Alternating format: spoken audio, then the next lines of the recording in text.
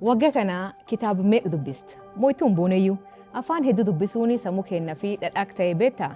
Viidiyoo kan keessatti waan dubbisuu hedduu laal. Fakkeenyaa fi akkuma dhalanneenii maaliif dubbisuu hin dandeenye?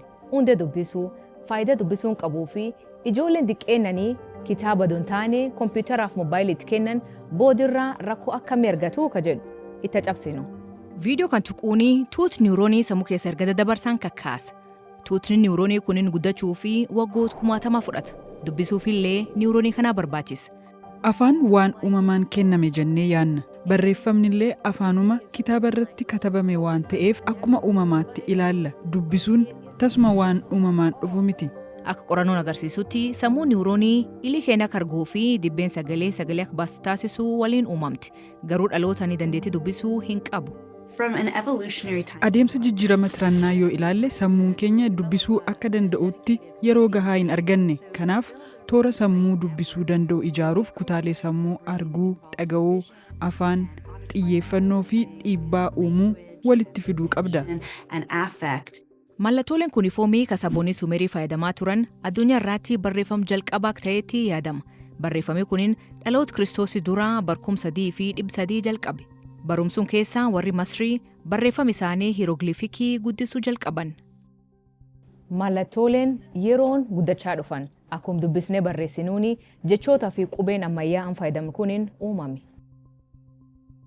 Dubbisuun qubeef jechoota akkasumas sagalee fi walitti fiduunii sammuu akka dammaqsuu saayintistoonni hubatanii jiru. Dubbisuun adeemsa kutaalee sammuu hunda gaafatudha. Wiirtulee sammuu keessatti argaman afranuu hojiirra oolcha. Adeemsi sammuu dubbisuu danda'u guddisaniin sochii sammuu irraa kaasee hanga caasaa sammuu fi walitti hidhaminsa sammuutti waan hunda jijjiira.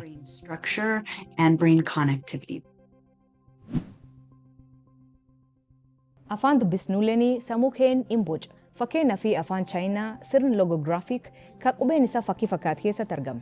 Waan tokko yookiin yaad kan ibsu qubee adon ta'inii fakkii. Akka qorannoon agarsiisutti barreeffama loogogiraafiik barachuun afaan Ingiliffaa kan qubee irratti hundaa'e caalaa kutaalee sammuu adda addaa kakkaasa. Kutaalee sammuu waan arge yaadatuu fi waan argu fakkeessutti hojii caala hojjeta. Tiyooriin kunin kan mirkanaa'ee erga saayintistoonni dhukkubsataa afaan Chaayinaa fi Ingiliffaa beekuu qorataniin booda. Erga dhiigni sammuu isaa keessatti dhangala'een booda kutaaleen sammuu miidhamee afaan Chaayinaa dubbisuu dabalatee waan hedduu wallaale. Kana ajaa'ib garuu afaan Ingiliffaa sirriitti dubbisuu isaa.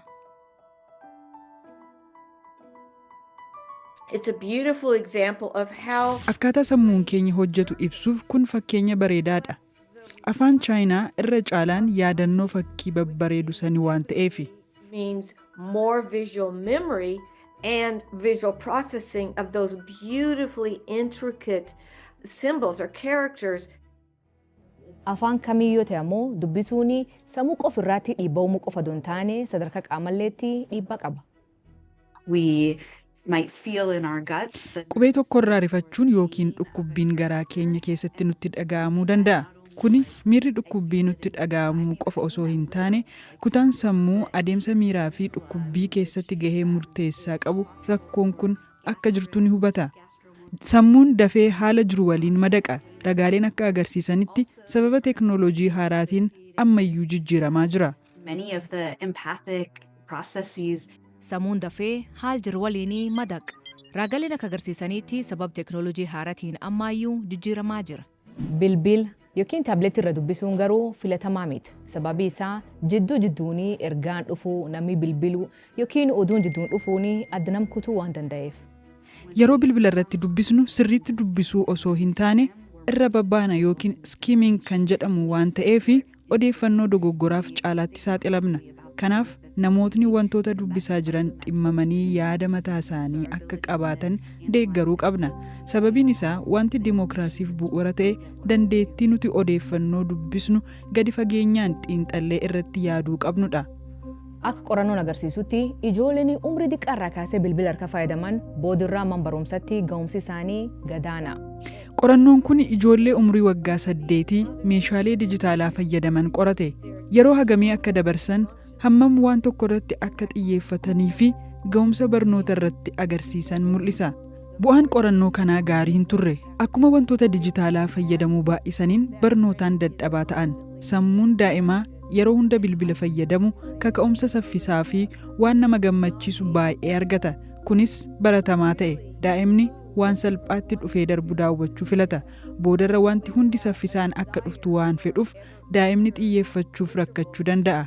Kanaaf yoo intarneetiin hin jirre ijoolleen daftee nuffitee qophummaan itti dhaga'ama. Addunyaa dijitaalaa kan keessatti yaaddoo maatiin qabanii fi gorsi kan dubbisuun nam dubbis birdabree hawaasaa fi faayidaa qaba. The antidote to all this happening Waan kana hundaaf falli salphaan ijoollee keenya gara dubbisuutti deebisuudha. Maatii fi barsiisonni keenya hundi isaan gargaaruu qabu. Ofii isaanis dubbisuu qabu. Akka ijoolleen isaan ilaalanii dubbisan daa'imman isaanii waliin dubbisuu qabu. read to their child. They have to love it themselves. The power of deep reading is Dubbisuun namummaa keenyaaf bu'uura. Yeroo gadi fageenyaan dubbisnu sammuu keenya jijjiira, eenyummaa keenya jijjiira.